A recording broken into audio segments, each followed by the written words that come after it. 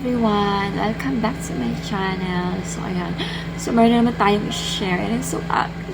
Kasi, parang na-monetize na yung YT account ko. I'm so happy, guys. But, yeah. I want you to share lang yung gusto kong, ano tawag dito? So, ayun na nga, yung gustong next na topic natin. So, di ba maraming mga tao na maraming nagsasabi na yung babae is malandi kasi inagaw niya yung partner ng isa na meron na, which is meron silang relasyon. So, gusto ko lang iklaro na hindi nyo ba naisip na totoong malandi is yung lalaki? Alam nyo kung bakit? Kasi for example, merong relasyon, merong isang magkarelasyon.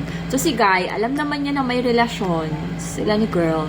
Bakit pa siya mag-e-entertain or bakit siya mag-e-effort na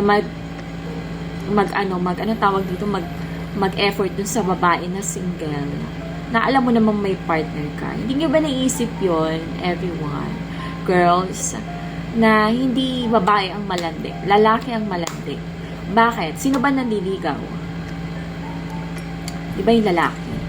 Sino ba yung nag-e-effort? Di ba yung lalaki? So, sinong malandi? Di ba? Marami din naman mga case na maraming situation na bakit na okay lang kay girl na pumatol na merong partner si guy. Di ba? Maraming reason. So, either need niya ng pera or either hindi alam niya na meron ng partner si guy. Kasi malami talaga mga lalaki na mga sinungaling. Diba? Kasi sila na lang naman talaga lahat ang nag-e-effort sa babae. Diba? So, ayun. So, girls, dun sa mga huwag kayong maisip na malandi si girl, malandi si ganito, ganyan. Isipin nyo lagi, sino ba yung nasa relationship? So, siya yung malandi, diba? So, ayun lang. Gusto ko lang i-klaro sa inyo, girls. So, ang lagi niyong sisihin yung mga lalaki, okay? Huwag yung mga babae. Kasi, laging may reason yan. Kasi tayo mga babae, marupok lang tayo, di ba? Alam mo yon, parang more on emotional tayo, di ba? Pero ang mga lalaki kasi more on effort. So, alam niyo na, okay? Alam niyo na kung sinong malandi. So, ayun lang, girls. Konti lang. Dahil, so, ayun. Kaya, alam mo ba, tas next time naman yung issue nung about sa police. Sige, vlog ko na din next time, okay? So, ayun lang, girls. So, lagi nyo sisisihin si lalaki, okay?